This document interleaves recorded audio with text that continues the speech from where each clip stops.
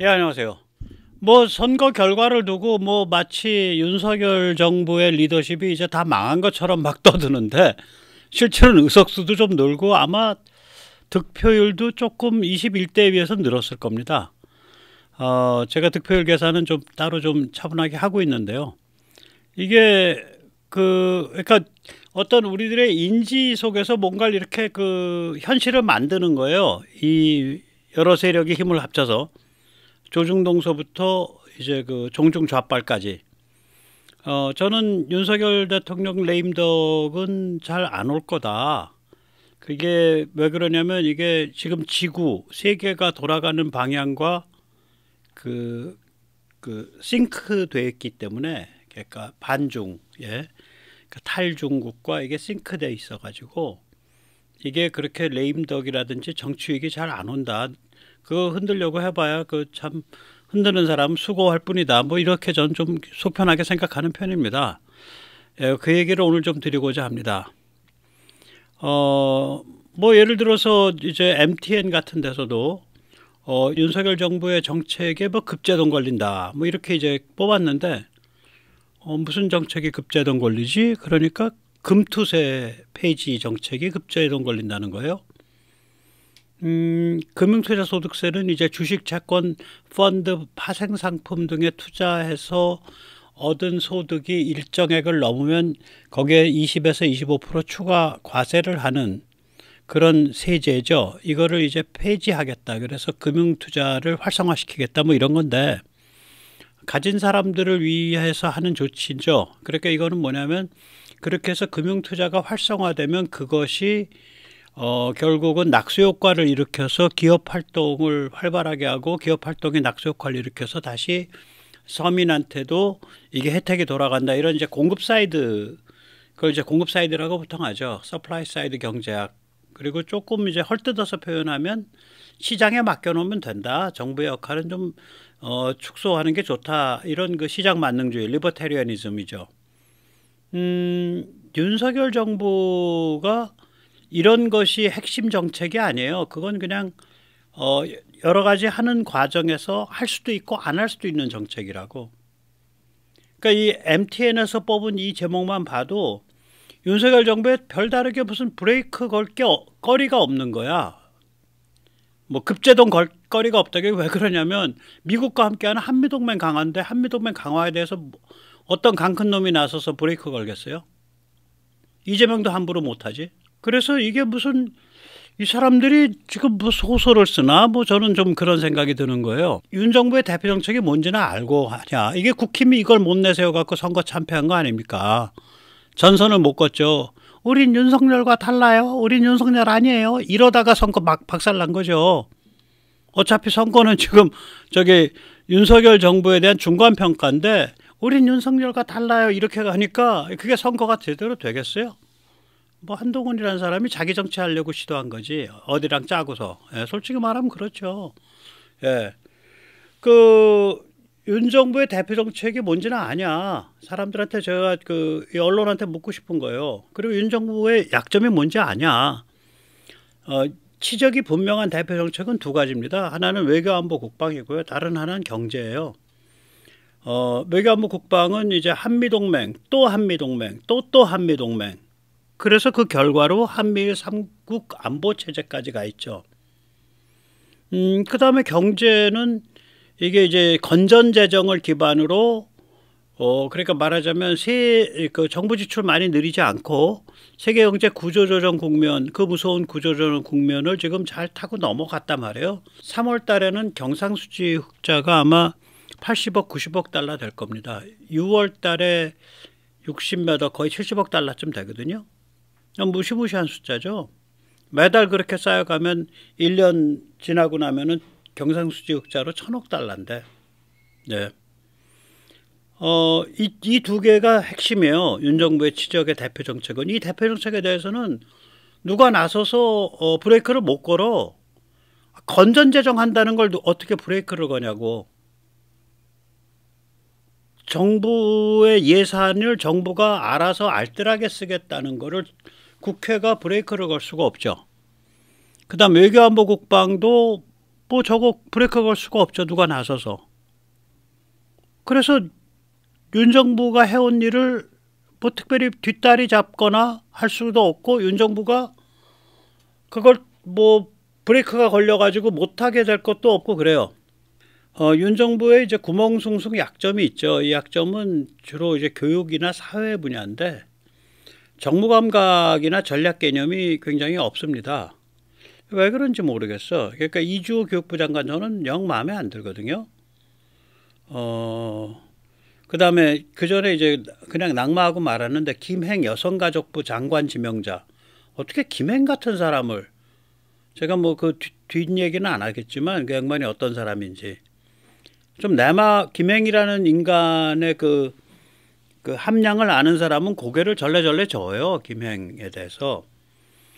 그 선거 국면에서 의대개혁 그거 꼭 했어야 되겠냐. 저는 그 와중에는 그냥 아예 논평을 안 했는데, 개혁이라는 건 이렇게 하거나 저렇게 하거나 반드시 그 이해 당사자가 있기 때문에 시끄러워져요. 그러니까 선거 국면에서 그거 꼭 해야겠냐. 저는 지금도 갸우뚱합니다. 그래서 이제 강점은 강화하고 약점은 보완하면 될 일이에요. 이제 그런데 과연 이제 윤 정부가 지금부터 그걸 해갈 수 있을까? 그게 문제인데, 그걸 못하게 하거나 그거에 스텝이 꼬이게 하려고 조중동부터 시작해서 좌빨 언론까지 니들 참패했어. 이제 무릎 꿇어. 참패했어. 무릎 꿇어. 이러고서 지금 나발을 불고 있습니다. 예, 나발을 불고 있어요.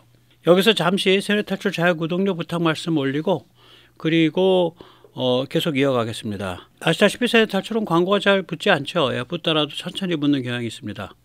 도와주시면 보다 좋은 컨텐츠로 찾아뵙는 데 커다란 힘이 되겠습니다. 감사합니다. 비수는 항상 등 뒤를 찍으려고 들죠. 그러니까 이제 윤 정부의 등 뒤를 노리는 건 이제 조중동, 특히 조선일보 같은 이제 메이저 언론들인데, 오늘 좀 굉장히 이상야릇한 태도예요. 이게 윤석열을 흔들자는 건지 아니면 궁색한 변명을 하자는 건지. 오늘 오전 조선일보 인터넷판에 쭈르륵 달린 이 제목을 한번 보세요. 윤석열 부부만 박살내면 대한민국 좋아진다. 그게 양상훈 칼럼이에요. 조선일보 지금 대표 칼럼니스트.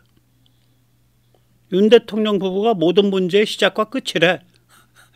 대한민국이 윤석열 김건희에 의해서, 나 참, 그게 국가모독죄로 잡아넣어야지, 양상훈 씨. 그러면 백모모독죄지. 백모는 그러면 뭐 아무것도 아닌 인간이요? 그냥 개똥이요? 이런 식으로 기사를 쓰는 거 보래요. 그 다음에 이준석을 또 띄워갖고 윤 대통령 지난 2년간 일에 대해 직접 말해야. 이게 좀 제가 따로따로 뽑은 게 아니라 화면을 그냥 고스란히 도려낸 거예요. 이름도 안 밝히는 익명 여권 관계자. 여권 관계자 중에 뭐 그게 한둘이겠어? 윤석열은 지난 2년 동안 국힘 당대표를 5번 바꿨다. 법 형식적으로는 자기들이 바꿨지. 윤 대통령이 대통령으로서 당대표 바꾸라고 하겠나? 드러내놓고? 증거 있나? 솔직히 까고 말해서 지금 어떻게 무서운 판인데, 얼마나 무서운 판인데 그걸 증거를 남기고 당대표를 바꿨으면 벌써 탄핵한다고 난리 부르스를 쳤겠지. 그냥 막조 삼기는 거예요. 소위 학자들을 내세워서, 학자 5명이 모여서 이런 소리를 하는 거예요. 윤석열은 권위주의고 그에 대한 반감 때문에 결국 이념과 도덕에서 개판인 민주당이 이긴 것이다. 조선일보에 충성하는 학자들 많습니다. 이걸 가만히 보다 보면 한동훈이가 뭐 잘못했다는 얘기는 하나도 없어. 혹은 국힘이 뭐 잘못했다는 얘기는 하나도 없어. 국힘과 한동훈은 이길 수 있었는데 윤석열과 김건희 때문에 망했다예요. 이런 야비한 소리로 신문 인터넷판을 도배를 하고 있는 거야. 저는 하도 야비해서 이건 윤석열 흔들기가 아니라 거의 궁색한 변명이다. 우리가 조선일보가 우리가 한동훈 내세워서 뭐 좀 해보려고 그러는데 실패했거든. 근데 그거 다 성렬이 때문이야. 뭐 이런 느낌까지 받는 거야. 너무 형편없어서. 조선일보 쪽팔린 줄 아세요? 내가 이거 보다가 웃었다니까. 이게 다 성렬이 때문이야. 동훈이 내세워서 뭐 하려고 그랬는데 실패했어. 뭐 좀 해보려고 그랬는데. 아, 그거 다 성렬이랑 김건희 때문이야. 조선일보 정말 배꼽 잡는 그런 야비한 짓을, 그러니까 야비한 짓이 이 지경에 이르면 배꼽을 잡게 돼. 근데 조선일보가 또 부뚜막에 올라가서 딱 한 데는 다 차지하고 앉았어요. 아, 조선일보가 국회의원 최다 보유기관이 됐습니다. 혹은 최다 배출기관이 됐습니다. 예, 축하드립니다, 조선일보. 그것도 딱 당선 확실 선거구, 당선 확실 비례 순번이에요. 송파가 박정훈. 박정훈 씨 나이도 안 많은데 왜 이렇게 뻔뻔해? 송파와 국힘을 바꾸겠습니다. 뭔 소리요? 제일 따뜻한 데 가서 공짜로 당선됐으면 겸손한 마음으로 국힘 선배님들 잘 모시고 저기 뭐야, 국힘 지지층들 말씀 잘 귀담아 듣겠습니다. 이래야지. 시건방지게 간이 배 밖으로 나와 있어. 신도국, 서초울, 저기 36년인가 계속 여당만 찍은데요. 저는 따뜻한데 조선일보, 그 다음에 유영원 씨, 난 왜 이 양반 들어갔는지 모르겠어. 뭐 잠재적 핵무장 능력? 유영원 씨, 그 당신이 안 해도 때 되면 하거든.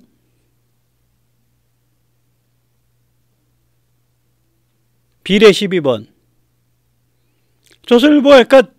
조선일보가 해 드신 22대 총선이에요. 지역구에서 90명 정도인데 무려 3명을 당선 확실, 그러니까 싸움판이 있는 데서 내보낸 것도 아니잖아. 당선이 확실한 데다가 3명을 딱, 전국에 당선이 확실한 데가 몇 군데나 되겠어요. 한 5, 60군데? 그 중에 셋을 한 언론기관이 장악했다고. 그러니까 이제 면이 안 사니까 동아일보에다가 저기 그 장해찬 쫓아내고 그 자리에 동아 꼽았다가 둘 다 떨어졌지. 한동훈이가 이 짓거리 한 거야. 그러니까 나는 한동훈과 조선일보의 야합 커넥션이었다고 생각하는 거예요. 조선일보가 어떤 식으로 정치적 공작을 하는지 제가 이미지로 보여드리겠습니다. 조선일보에서 한동훈을 검색을 해보세요. 그리고 거기에 나오는 그 사진을, 이 정치 기사는요, 사진으로 거의 다 먹고 들어가요. 사진에서 한동훈에 대해서 네거티브한 인상을 받는 사진이 있나 뒤져보세요. 거의 없습니다. 거의 무슨 저기 뭐야, 그 연예인 그 뽀샵한 얼굴처럼 다 그렇게 각 맞춰서 앵글 기막히게 맞춰서 띄워주고 있어요. 아주 예술적이에요. 조선일보 사진부 기자님들 너무 고생하시네. 이렇게 예술적 사진만 계속해요.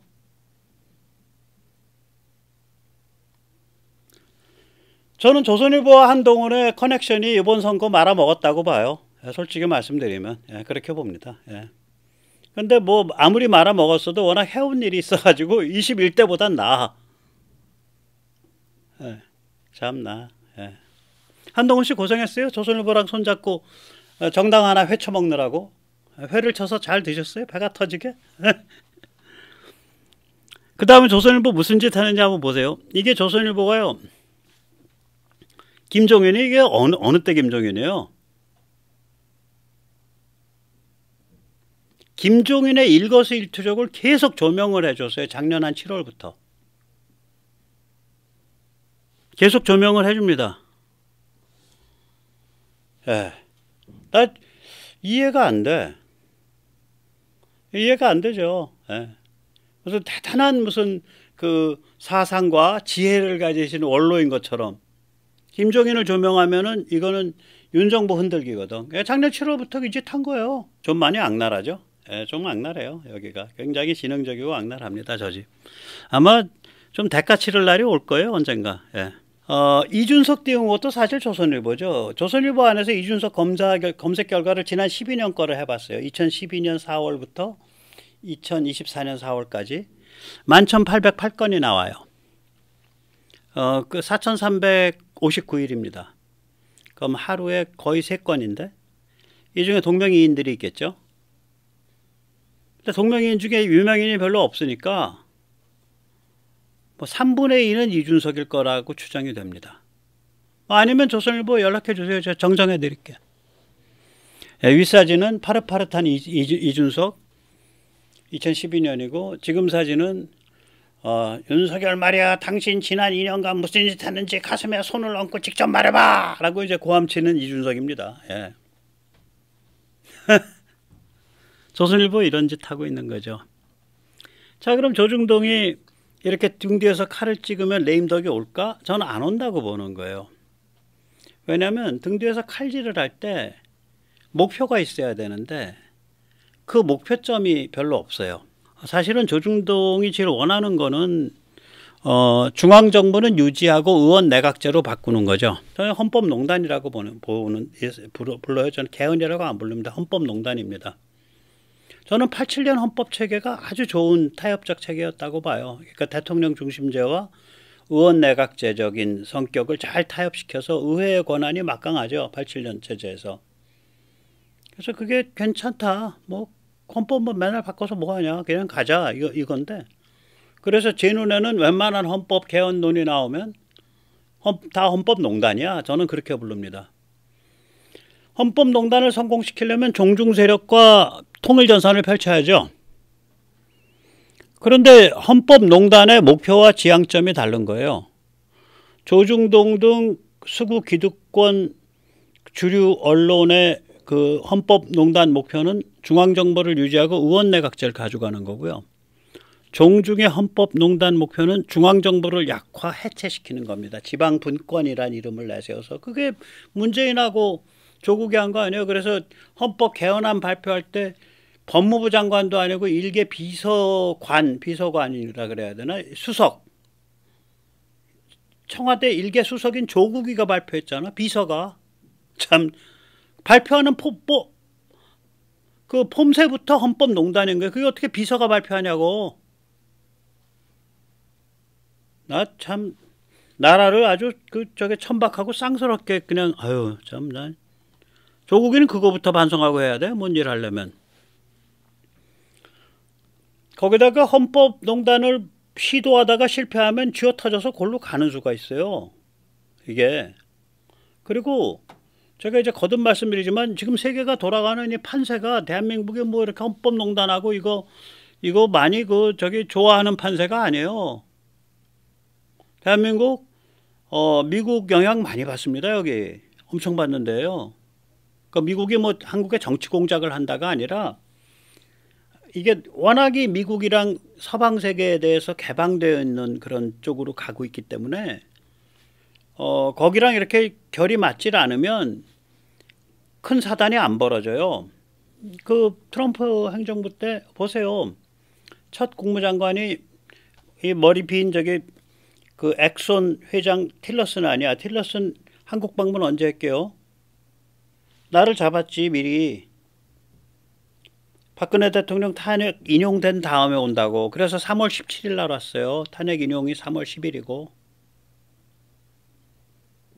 그러니까 트럼프 정부가 박 대통령 탄핵 움직임에 대해서 아유 뭐 손 안 대겠어 이랬고, 오바마는 가만히 팔짱 끼고 있었고, 미국이 그렇다는 거 아니까 조중동이 나서서 탄핵으로 치받았고, 설마 미국이 그러겠어라고 생각해서 박지원은 아이 뭐 탄핵까지 가겠어요 이러다가 나중에 허겁지겁 오히려 민주당에 나중에 들어왔어요. 이 조중동이나 국힘보다도. 그래서 윤 대통령이 뭐 쌍말로 말해서 골로 가려면 미국과 완전히 어깃장이 나야 돼요. 근데 미국과 어깃장 나겠냐고. 제가 여기서 말은 안 할게요. 조중동이요 미국한테 꼼짝 못합니다. 저는 그렇게 봐요. 왜 꼼짝 못하냐? 제가 여기서 말 안 하겠습니다. 가진 게 많아서 꼼짝 못합니다. 거기까지만 말씀드리겠습니다. 가진 게 많아서 꼼짝 못합니다. 예를 하나 들어드릴까요? 오바마 정부는 야 이거 차라리 탄핵하고 오바마 정부 말에 문재인 쪽이 먹는 게 좋겠어 이렇게 판단했다고 봐요. 그래서 오바마 정부 때 무슨 짓 했어요? 12월 달에 맨 마지막에 트럼프는 당선 상태고 반기문 주저앉혔잖아. 어떻게 주저앉혔어요? 자기 형제 조카 미국 시민권자 외국 정부를 위해서 돈 세탁을 했다. 그래가지고 굉장히 심각한 법률로 걸었죠. 뉴욕 연방검찰이. 뉴욕 연방검찰은 정부의 오른팔이거든요. 뉴욕 연방검찰이 우리말로 하면은 대검 특수부예요. 기업 따라잡는 곳. 무슨 건이었냐면 한국의 경남기업 그 건설회사 경남기업이 유나이티드 아랍에미리트에서 투자받는 것을 어레인지 하려고 시도했었어요. 그렇게 가진 게 많은 사람들은 약점이 많은 거예요. 여기까지만 말씀드리겠습니다. 그래서 골로 간다니까 이거 함부로 조중동 함부로 하다간.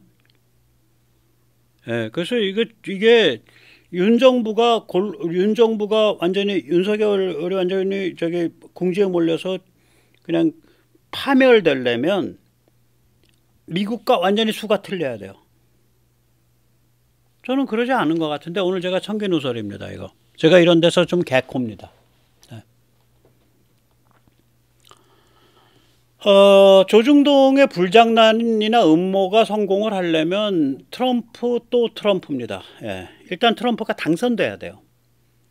그 다음에 트럼프가 당선된 후에 또라이 빅딜을 쳐야 돼요. 중국 북한과.